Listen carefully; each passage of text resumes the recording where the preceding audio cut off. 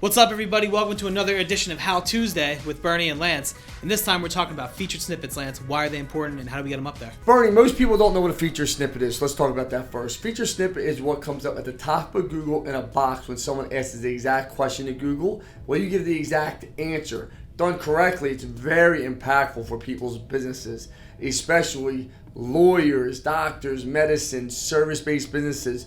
You can really own some good keywords at the top of the heap with great information and really separate yourself from the competition with great feature snippets on your website. So on how to do this and how to get it done, we're going to ask our good friend Anthony Kane to break it down for us. Take it away, Anthony. Thanks, Lance. So today I'll keep it really straightforward and really simple for how to get a featured snippet. The first thing to quickly understand is that there's a couple of different types of featured snippets. There's some that come in the form of lists.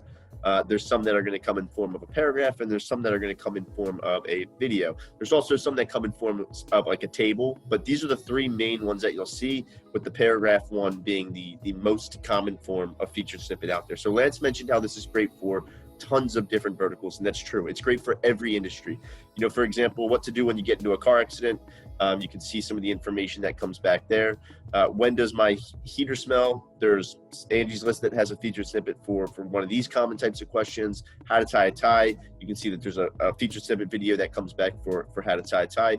And really the thing to kind of start with is always, okay, take yourself back, think about some of the most common questions and some of the most common problems that your customers come to you with. What are some of the questions you always hear when people ask you when they first reach out to you, or when they're trying to decide between a couple of different companies? What are some of the things that they look for, some of the things that they have questions about? And then from there, you start to produce content surrounding that. So you can even see, when you click into one of these, it's going to be really straightforward.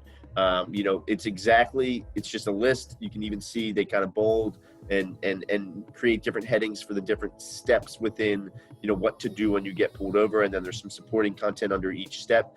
Really the actual different headers here with the different steps is what's being pulled back into Google. So kind of keep that in mind as well. The paragraphs, like I said, are the most common form of featured snippet.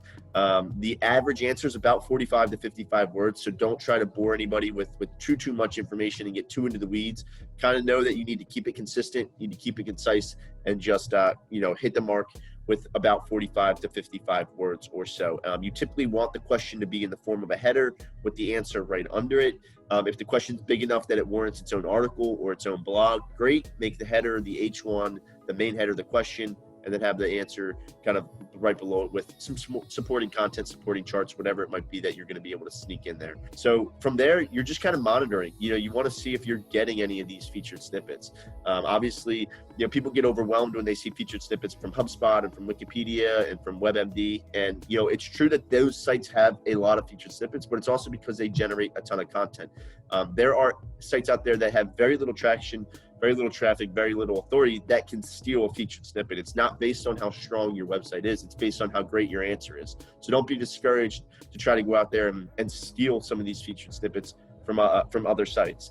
So always kind of keep an eye on who has what and what some of the questions in your space, what featured snippets come back for those types of questions, and how you can steal some of that with some really great content. So keep in mind, typically go after those paragraph ones first. Create a list of all the top questions and start producing that content, start giving the answer, because even if you don't get the featured snippet, you're at least providing great content and great answers on your website.